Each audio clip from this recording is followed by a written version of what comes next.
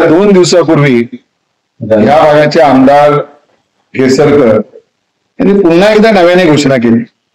माटण्यामध्ये 100 एकरमध्ये इंडस्ट्री आणणार. आज सांगा, आडाळी 2008ला MIDC होऊन सुद्धा एकही उद्योग त्या ठिकाणी आलेला नाही. आणि दरवेळी लोकांच्या जखमेवर वीट चोळण्याचं काम आज हे केसरकर करतात. हे दुसरा एक विषय बघा की त्यांनी आता सिंधुदुर्ग MIDC मध्ये येणार फार उद्योजक.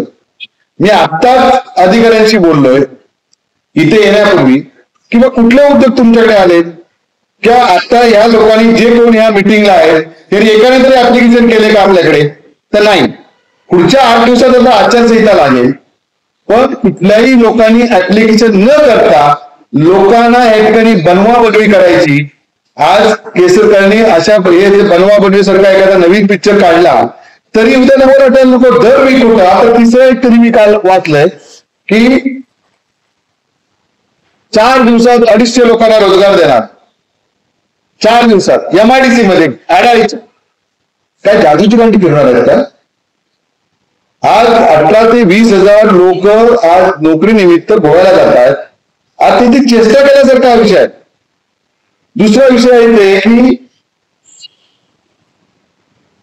उसळ पिकुळे कोकरल हा जो भाग आहे माटणी, तर माटण्याचे सरपंच झाले होते. ते बोले पहिल्यांदा निवडणुकीला ज्यावेळी केसरकर उभे राहिले माझ्याकडे आले आणि मला मोठी तलावासारखं तुझं तलाव सुंदर करून देत असं ते सरपंच आमचे जे गौस होते त्यांना सांग. आजपर्यंत तो माणूस त्या गावात गेला नाही. परत माझं म्हणणं, आज सर्वसामान्य खालच्या कार्यकर्त्यांना तुमची ही जी खोटं बोलण्याची प्रथा ही माहिती आहे आणि म्हणून निवडणुकीच्या ऐन तोंडावर निवडणूक जवळ आली की हा कारखाना आणणार, तो कारखाना आणणार, हे करणार, ते करणार, पण प्रत्यक्षात काय नाही. आणि म्हणूनच मी माझ्या पार्टीच्या वरिष्ठांना मी सांगितलंय की साहेब आम्ही कसं काम करणार तुम्ही सांगा. लोकांना आम्ही उत्तर काय देणार?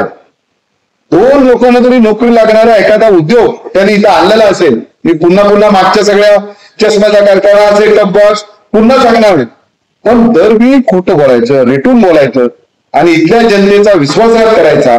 आणि म्हणूनच मी आज या ठिकाणी ठरवलं की कुठल्याही परिस्थितीत ही जी मोहीम आहे ही अजून तीव्र मोहीम या ठिकाणी करायची. कारण माटणे आता तिथं सांगताय तिथं पिण्याच्या पाण्याचा प्रश्न आहे. तिला आज एवढं मोठं धरण आहे, आमच्या कोकणातलं सगळ्यात मोठं धरण. आम्ही गोव्याला पाणी पुरवठा करतो, पण ती 11 गावं वज्रेपासून माटण्यापासूनची 11 गाव आहे, कोकणात पासून 11 गावांमध्ये पिण्याचं पाणी नाहीये. 15 वर्ष आमदार, त्यातले 8 वर्ष मंत्री, तुम्ही त्या ठिकाणी काय करू शकलात नाही. आणि तुम्ही एक MIDC तिथं झालेली असताना दुसरी त्या MIDC कुठला उद्योग सुरू नाही आणि परत तुम्ही 100 एकरात नवीन त्या ठिकाणी MIDC आणणार. कुठल्या भरोशावर सांगताय? काय तुम्ही म्हणजे चालवलंय? किती लोकांची चेष्टा करताय? मल्टीपर्पज हॉस्पिटल परवाच्या प्रेसमध्ये मी बघितलं, जर राजघराण्याने नाही म्हटलं तर आम्हाला जागा हलवावी लागेल. तर 7.5 वर्ष झोपला होता तुम्ही? जाहीर वेटियाचे सरपंच तुम्हाला जागा द्यायला तयार झाले, 6 एकर जागा आम्ही त्या ठिकाणी देतो हायवेच्या बाजूला, तुम्ही त्याला विरोध केला. लोकांची चेष्टा किती करणार आहात आपण? हा माझा प्रश्न या ठिकाणचा आहे. आणि म्हणूनच ह्या ज्या 2 दिवसापूर्वी त्यांनी ज्या घोषणा केल्या त्या घोषणाच्या विरुद्ध लोकांनी सावध व्हावं. लोकांनी आपल्या डोळ्याची पट्टी या ठिकाणी बाजूला करावी आणि त्यांना त्यांची जागा दाखवून आज ज्या जर्मनीच्या नोकऱ्या सांगतायत, ह्या केसरकरांना जर्मनीला लोकांनी पाठवा तरच हा भाग सुधारणार आहे.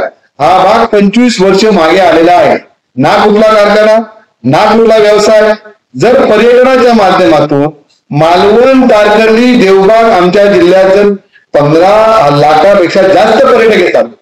आम्ही डोळ्याच्या बाजूला आहे. आमच्याकडे आंबोली आहे, हिल स्टेशन, चौकुळा आहे, गेळे आहे, मांगेली आहे, असली आहे, सुंदर सुंदर निसर्गाने नटलेली सगळी गावं आहे, पारपोली आहे.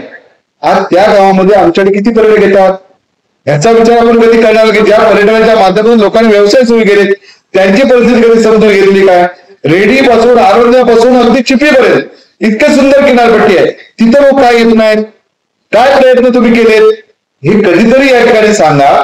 आणि मग आज माझं ह्या माध्यमातून विनंती आहे, तुम्ही असा एखादा लोकप्रतिनिधी निवडा की इथल्या सगळ्या साधन सामुग्रीच्या आधारावर इथे पर्यटन क्षेत्र वाढेल, तिथून रोजगार वाढतील, इथल्या लोकांचा आरोग्याचा प्रश्न सुटेल. ह्या सगळ्या गोष्टीकडे लोकांनी या ठिकाणी लक्ष दिलं पाहिजे. आणि त्याच माध्यमातून माझी आपल्या माध्यमातून आम जनतेला विनंती आहे की या खोटे बोलणाऱ्यावर विश्वास ठेवू नका. 15 वर्ष आपल्या आयुष्यातली फुकट गेली. पुन्हा नव्याने आपण ही फुकट घालू नका अशी कळकळीची विनंती आपल्या माध्यमातून इथल्या जनतेला